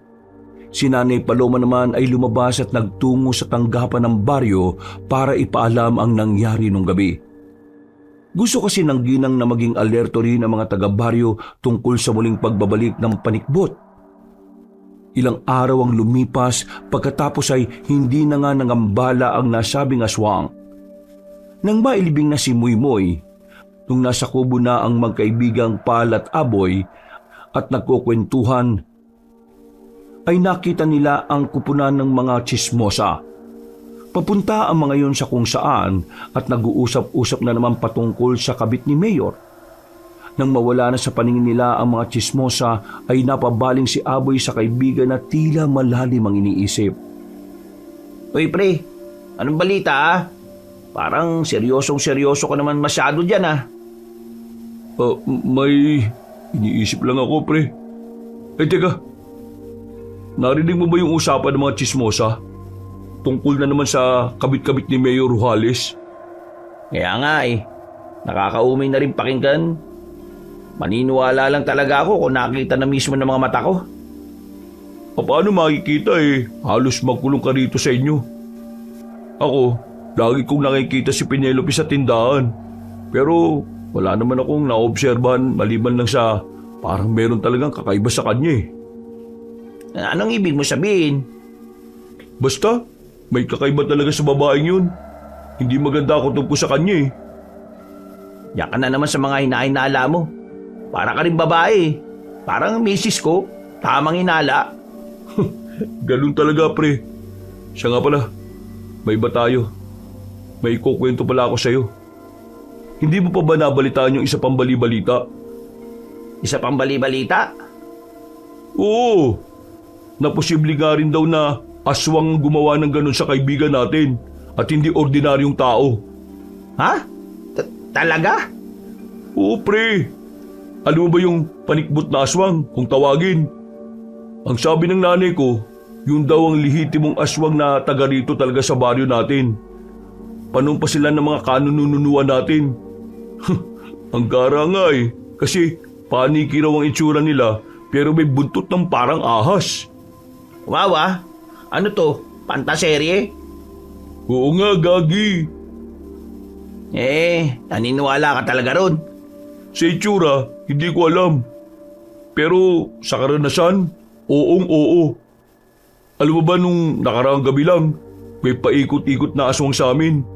Nilabas yun ni nanay, dala yung sibat na ginawa ni tatay. Hindi nga, seryoso. Oo nga. Dinig na dinig ko rin yung pagaspas kaya alam kong malaking ibon yun eh. Ang sabi nga ni nanay, panikbot yun. Kaya pinagmumura niya hanggang sa umalis. Gagi ka. Kinilabutan tuloy ako. Baka mamaya niloloko mo na ako pare ha. Alam mo namang pagdating sa mga ganyan-ganyan, medyo matatakotin ako. Ba't naman kita tatakutin, pre? At bakit ko naman isasali ang nanay ko kung puro kalokohan lang yung mga pinagsasabi ko? Ang sabi pa nga ni nanay, mag-ingat nga raw tayo at wag mo nang magpapagabi sa daan hanggat maaari. Kalat na yun sa baryo Hindi mo pa ba alam yun? Paano ko nga malalaman? Kita mong bantay ako ng asawa at anak ko na halos magkasunurang nagkasakit. Mabuti na lang, magaling na rin silang dalawa eh. Bakit ngayon mo lang sinabi sa akin yan? Paano pala kung kami ng pamilya ko ang pinunteriya ng sinasabing aswang ng nanay mo? Kaya nga kita pinaalalahanan ngayon eh. At saka, huwag ka mag-alala. Dahil yung mga opisyal daw dito sa atin, ilang gabi nang nagro-ronda. Sabi kasi, hindi raw titigil yung panikbot hanggat hindi nakukuha yung gusto. Ano raw yung gusto? Walang nakakaalam eh. Basta nagiging alerto na lang ang mga taga-baryo kaya ikaw rin. Kayo ng pamilya mo, ang narinig kong usapan nila sa bahay nung nakaraan. Ang mababaw na pangontra raw dinikdik na bawang at asin. Tapos, ibudbud lang sa mga pinto at bintana ng bahay. Hanggat maaari rin maganda ka lagi ng patalim sa ilalim ng higaan mo. Ako, salamat sa paalala mo pre Walang anuman. Yun lang talagang sinadya ko rito. Buti na lang talaga at pumunta ako rito. Hindi mo pa pala alam. Minsan kasi makinig-kinig sa mga chismosa rito sa lugar natin dahil may mga importanteng bagay din tayo masasagap sa kanila. Nauumay na rin kasi ako sa mga pinag-uusapan nila Aling Nainay Puro kalaguyo at buhay na lang palagi ng ibang tao. Sa bagay. O syempre, uwi na muna ako Baka abutan pa ako ng gabi dito sa daan. Madilim pa naman ang kalsada dito sa inyo banda. Nung nakaraan, grabe ang takot ko rin nun. O sige, mag-iingat ka Salamat pala ulit sa mga sinabi mo. Magdidikdik na rin ako ng bawang at asin para may mailagay sa pinto at sa bintana ng bahay. Sige pre, ingat! Pagkatapos ng pag-uusap ay nagmadali nang umuwi si Pal. At kahit gusto man nilang mag-inom ng alak dahil hindi pa rin nila matanggap ang pagkamatay ni Moymoy, pinigil na lang muna nila ang mga sarili. Hindi pa rin ligtas ang magpagabi sa labas ng bahay kung totoo nga na merong panikbot na gumagala-gala sa baryo. Lumubog na ang araw nang mapadaan si Pal sa tindahan ni Aling Nainay. Wala namang bago kaya nagtuloy-tuloy na siya hanggang sa marating ang bukana ng tulay bago lumiko sa iskinita pauwi sa kanila. Napatingin siya ulit doon at muling inalala ang kaibigang namatay hanggang nagulat na lang siya nang sumulpot sa kung saan si Penelope. Ayos ka lang, Pal? Oo. Kanina ka pa ba dyan? Hindi naman masyado. Bakit parang nakatulala ka? Iniisip mo pa rin ba si Moymoy? Ako rin Nanginayang ako kasi saglit lang kami nagkakilala. Gusto ko pa naman sana siyang makilala pa ng lubos. Habang nagsasalita ang magandang dalaga ay tila ba may kakaibang nararamdaman si Pal. Para bang may kung anong presensyang mabigat na gustong lumukob sa kanya. Nang tumingin siya sa gawin ng kausap, ay nagulat siya sa ngitino na tila makahulugan at mapang-akit. Pasimple siyang umatras pero humakbang naman paabante si Penelope. Para bang sinasadya siya noon na akitin. Pinilit niyang labanan pero para siyang nahihipnotismo hanggang sa maabutan na lang niya ang sarili na tutok na sila sa isa't isa. Nabasag lang ang eksenang yon nang marinig ni Pal ang boses ni Nanay Paloma pati ang iba pang mga taga-baryo na nagtatawanan. Napalingon sila ni Penelope sa kinaroroonan ng mga boses at nang sumulpot ang mga taong nag-uusap-usap ay tila nagulat din ang mga yon. Nay? Tinanong ng ginang si Pal kung bakit siya nakatayo roon sa bandang tulay. Madilim pa naman na ang paligid kaya delikado na ang oras laban sa panikbot. Sasabihin sana na matangkad na binata na kausap niya si Penelope, subalit paglingon niya sa likod ay wala na pala ang dalaga. Nagdahilan na lang siya para hindi maging kahiya-hiya sa mga nakakita. Wala po, Nay. Umiilang po kasi ako dahil puputok na talaga yung pantog ko eh. Pagkatapos magpaliwanag ay sumabay na nga si Pal kay Nanay Paloma habang ang iba pa ay umalis na rin. Pag-uwi ng bahay, habang nasa kama at nakatingin sa kisame ng bahay, ay malalim tuloy ang tumatakbo sa isip ng malusog na binata. Napansin niya rin kasi kanina habang katitigan si Penelope, tila ba nag-iba ang kulay ng mga mata ng dalaga. Hindi ordinaryong pagbabago ng kulay ng mga mata ang nasaksihan niya. Pati ang mabigat na pakiramdam ay hanggang ngayon nanunuot pa rin sa pagkatao niya. Napayakap siya sa sarili habang nangingilabot pa rin. Posible kaya na ang dayuhang babae na yun ang panikbot na tinutukoy ni Nanay? Nakatulugan na lang niya ang pag-iisip patungkol sa bagay na yon.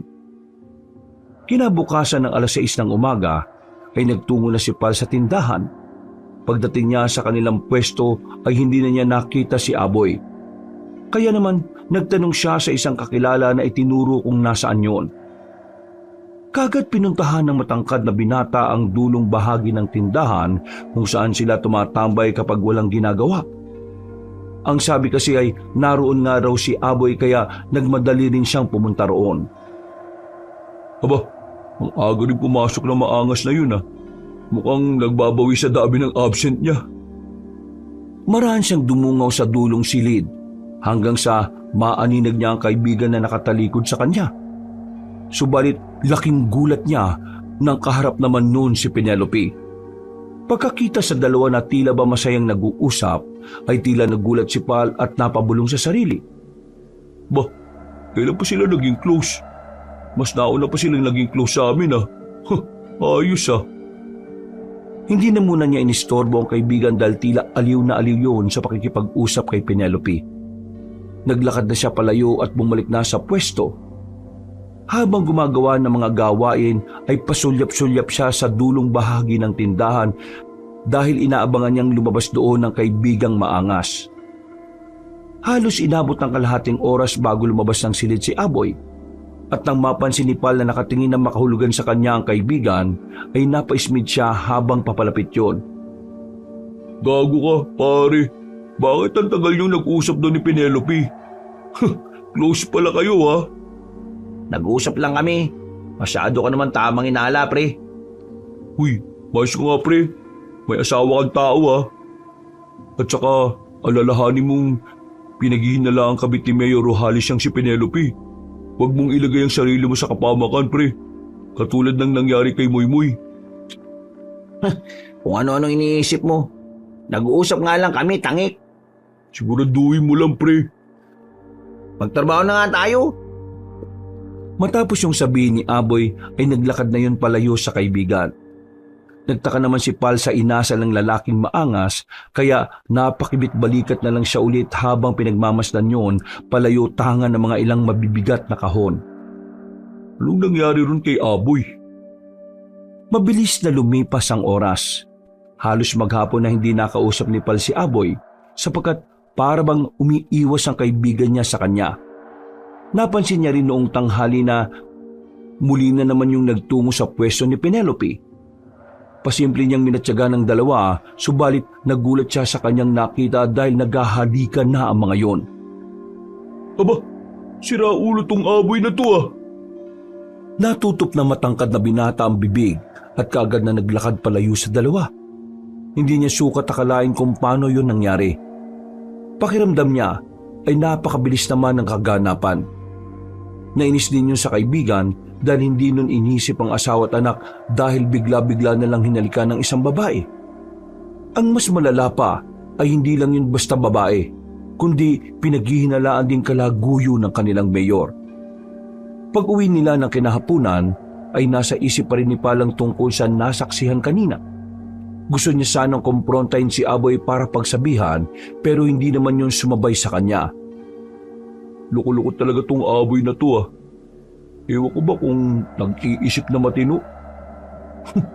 Nalimutan yata niyang kabit-kabit ni Mayor yung nilalandi tinahalikan niya kanina.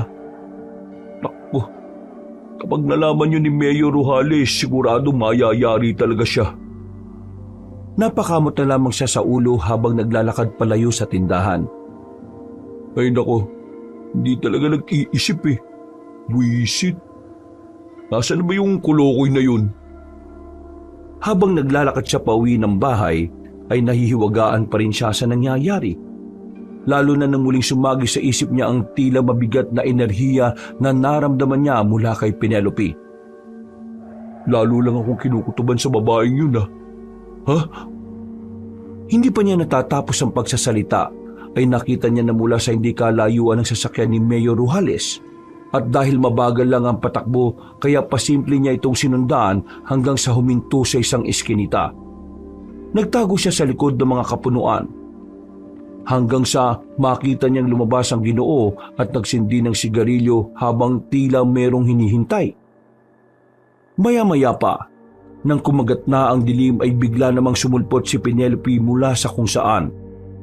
Pagkalapit ng babae ay bigla niyang hinalikan ng Mayor at ikinagulat yun ng husto ni Pal. Kamuntikan pa nga siyang mapasigaw. Mabuti na lang din ay natakpan niya ang sariling bibig habang patuloy na nakatingin sa kabunduhan ng dalawa. Kung ganun, totoo nga yung sinasabi nila Aling Nainay. Kalaguyo nga ni Mayor si Penelope. Kung totoo yun, posible pa rin na si Mayor Rujales yung nagpapatay kay Moymoy at hindi ang aswang na panikbot. Pagsakay ng magandang babae sa kotse ay kaagad na humarurot ang sasakyan. Nagtago naman ng gusto si Pal sa mga kapunuan hanggang sa tuluyan ng mawala sa paningin niya ang sasakyan.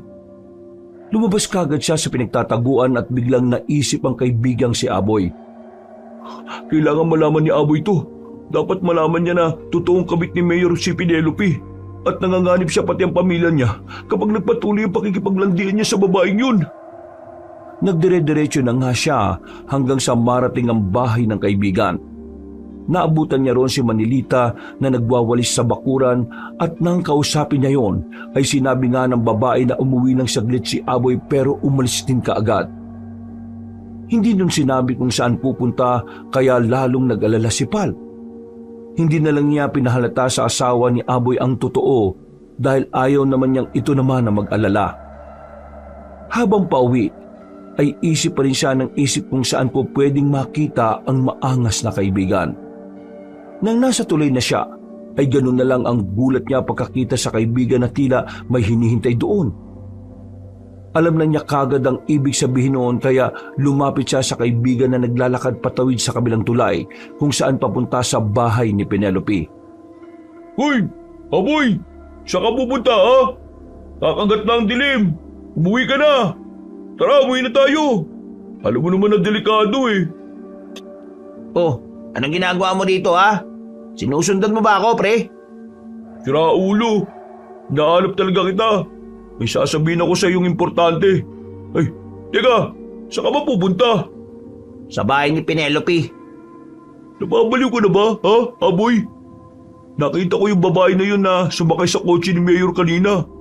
Naintindihan mo ba yung ibig kong sabihin? Kabit talaga siya ni Mayor. Kalaguyo siya. Nakikinig ka ba, ha? Oo, alam ko yun. Dahil sinabi niya sa akin. Pero wala akong pake. Dahil mahal ko na si Penelope. Ha? Naririnig ko ba yung sarili mo? Pamilyadong tao ka, pre. Matakot ka sa mga pinagsasabi mo. O bakit naman ako matatakot? Umuwi ka na nga, pre. Napakunot ng noo si Pal kaya nilapitan niya ang kaibigan at tinuwakan sa balikat pero tinabig noon ng kamay niya at akma siyang sasapakin. Mabuti na lang ay nakaiwas siya. Subalit ang makita niya mga mata ni Aboy ay ganun na lang ang gulat niya. Para kasing may kakaiba sa maangas niyang kaibigan. Naramdaman niya rin ang kaparehong presensya na naramdaman niya sa tuwing kaharap si Penelope. Hindi na kumibo si Aboy. Naglakad na lang yun palayo at hindi na rin nagawang sundan pa ni Pal. Bigla na lang kasi siyang natakot sa kaibigan. Sinundan pa yun ng nakakakilabot na alulong ng aso mula sa hindi kalayuan. Maya-maya pa Pag-uwi ni Pal sa bahay nila ay sinabayan niya kagad si Nanay Paloma sa hapunan. Nagdire-diretso na lang siya sa pagkain hanggang sa matapos na. Nang lumalim na ang gabi, ay tahimik siyang natulog at nanalangin na sana ay maging maayos lang ang lahat. Medyo nalulungkot lang siya sapagkat hindi niya maintindihan kung bakit tila ba kakaiba ang kinikilos ni Aboy. Dahil sa pag-iisip, ay hindi na nga niya namalayan na nakatulog na siya ng mahimbing. Hanggang sa managinip siya ng masama patungkol sa baryo na sinalakay sila ng aswang. Tigilan mo kaming aswang ka! Tigilan mo kami! Bigla siyang napabalikwas ng bangon matapos lapitan ng kanyang nanay. Kamuntikan niya pang masapok ang ginang, mabuti na lang ay nakaiwas yun kaagad. Nang mapatingin siya sa bintana ay sa kanya napansin na umaga na rin pala. Bukod doon ay malungkot ang mukha ng kanyang ina kaya napakunot siya ng noo habang pinagmamasdan ng ginang. Bakit po, Nay? Nanlaki ang mga mata ni Pal matapos sabihin ni Aling Paloma ang masamang balita. Para siyang nabingi kaya wala sa sarili siyang bumangon sa higaan at tumakbo palabas ng kanilang bahay kahit kagigising lang at nakapaapa. Pagdating niya sa bahay ni Aboy ay kumpulan na rin ang mga tao. Ang ilan ay nagbubulong-bulungan dahil sa hindi magandang nangyari. Nang pasukan ni Pal ang bahay ay wala na siyang naabutan kundi nagkalat na mga dugong natuyo na. Pagkakita niya roon ay naisip na kagad niya ang kahindik-hindik na sinapit ng kaibigan. Hindi nga siya nagkamali dahil ayon sa mga nakakita, halos katulad ni Moymoy ang sinapit ni Aboy. Wakwak din ang tiyan at ang mga laman loob ay nagkalusog-lasog. Damay din sa insidente ang asawa nitong si Manileta at ang anak nila. Totoo ba itong nangyayari na to? Hindi na alam ni Pal kung ano pa ang kanyang mararamdaman sapagkat dalawang matalik na kaibigan niya ang namatay. Subalit tila hati pa rin ang kaisipan ng mga tao kung sino ang gumawa ng pagpatay. Kung ang aswang na panikbut nga ba o isang mamamatay tao na katulad ni Mayor Rujales na kalaguyo ni Penelope. Bakit ba ito nangyayari? Hindi ito totoo. Hindi ka pwede mamatay, Aboy. Hindi pwede pati ikaw. Nanlulumong napalood na lang si Pal. Habang umiiyak hanggang sa hatakin na siya ni Nanay Paloma na kadarating lang din. Dahil sa kahindik-hindik na insidenteng yon ay mas lalong lumaganap sa kanilang lugar ang tungkol sa pag-aasik ng panikbot. Dahil tuloy doon ay naging mas alerto na rin ang mga taga-baryo. Tuwing gabi ay meron ng palaging nagro-rondang mga kalalakihan upang masiguro na walang mabibiktima pa ang aswang at matugis na rin nila. Nang malibing na ang labi ni Aboy kasama ng kanyang mag-ina, ay inisip-isip ni Palang huling pagkikita nila ng kaibigan sa tulay. Nagkita pa sila ng babaeng yon bago siya namatay. Nagkita pa sila ng babaeng yun bago siya namatay. Kailangan ko makausap si Penelope. Mas makakampante ako kapag nalaman ko ang totoo.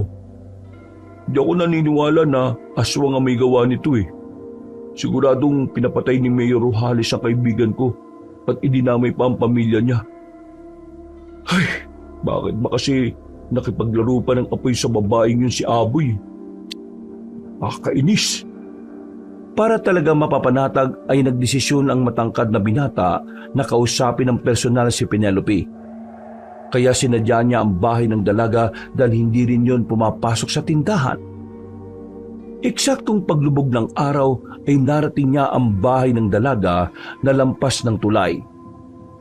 Pagdating doon ay naabutan niya yun at tila merong kausap kaya hindi kagad siya nagpakita. Nakinig lang siya hanggang sa mabusesa na kung sino ang kasama ni Penelope. Mapigla-pigla naman po ang pagdalaw niyo rito.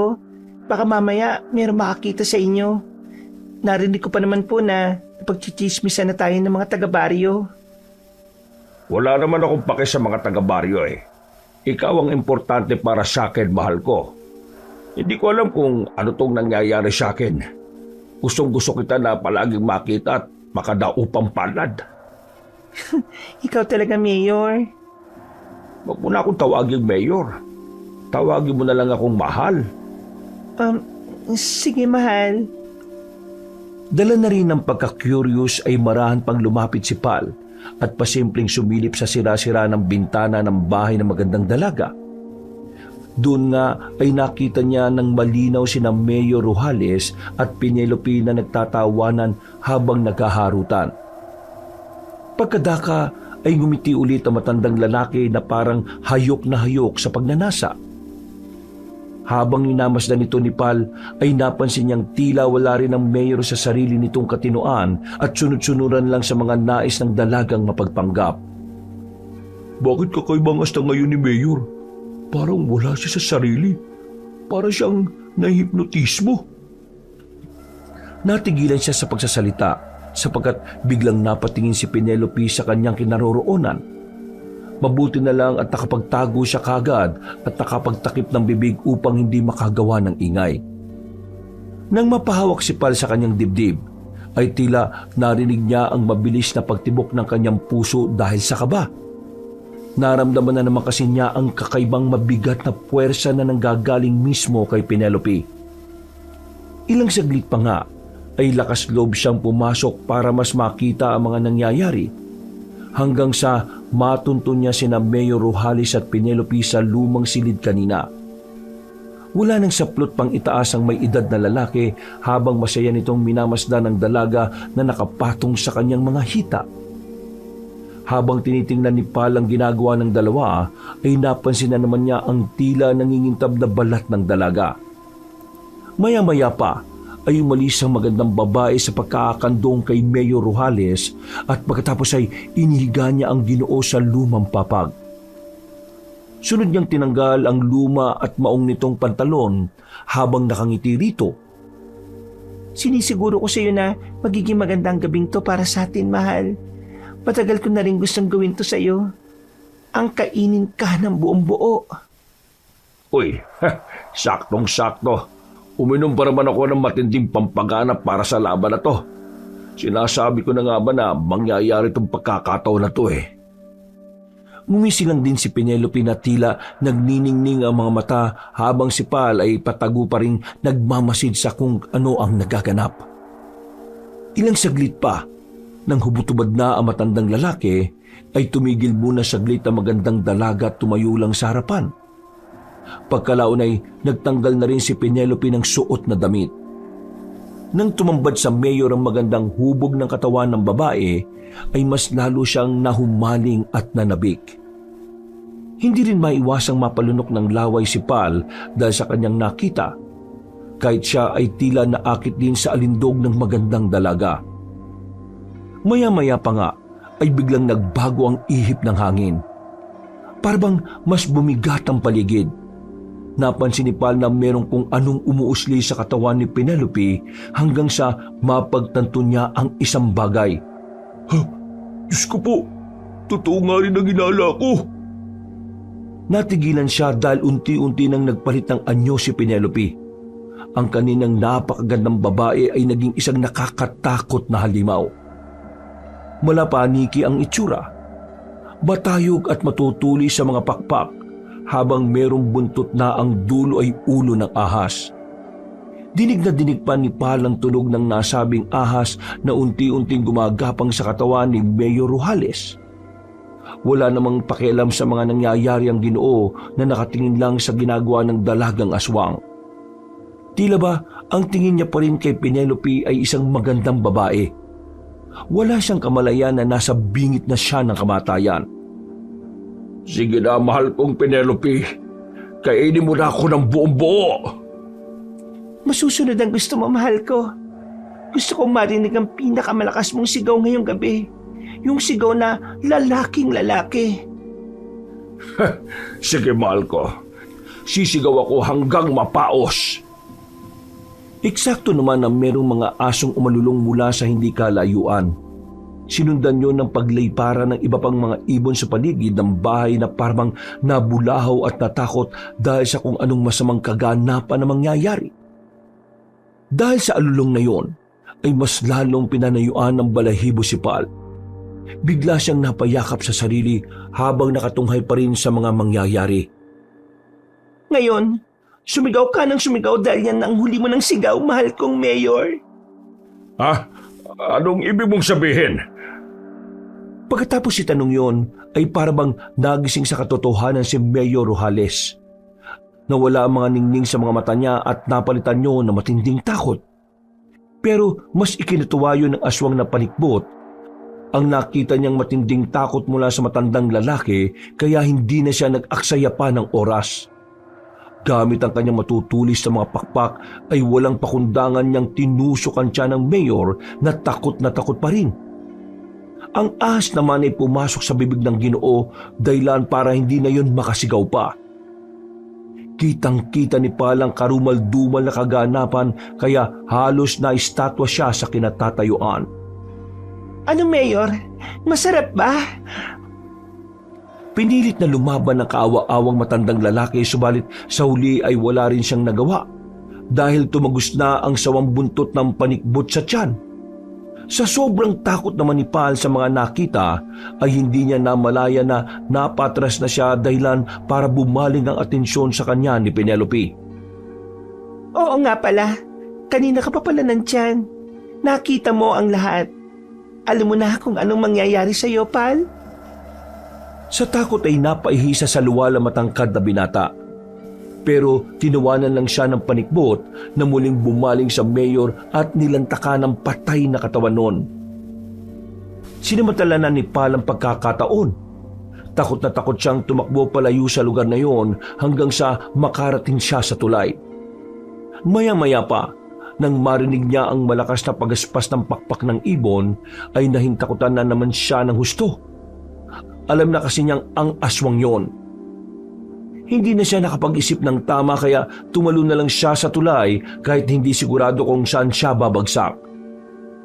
Nagpagulong-gulong siya pababa hanggang sa mawala ng malay tao. Nagising na lang si Pal na nasa ospital na ng bayan. Nang tanungin siya ni Nanay Paloma kung anong nangyari ay nagkunwari siyang walang maalala. Pero ang totoo ay tandang-tanda niya ang mga nangyari. Lalo na kung paano walang awang paglaruan si Mayor Rojales. Nanatili siyang tahimik hanggang sa muling mag-cross ang landas nila ni Penelope sa hindi inaasahang pagkakataon. Huwag ka matakot, Pal. Dahil wala akong gagawin masama sa'yo. Sa ngayon, aalis na ako dito sa baryo dahil nagawa ko ng misyon ko. Pero sa oras na malaman ko na ipinagkalat mo ang tungkol sa akin, alam mo na ang mangyayari sa'yo at sa Nanay Paloma mo. Kahit saan ka magtago, maaamoy at maaamoy kita. Nang dahil sa aswang na si Penelope, natapos ang makamundong pagnanasa ni Mayor Rojales sa mga babae. At dahil sa mga banta ni Penelope sa kanya, ay nanahimik na si Pal. Hanggang sa kasalukuyan ay baon-baon niya ang sikreto ng pagiging panikbot ng dayuhang kalaguyo ni Mayor. Wakas,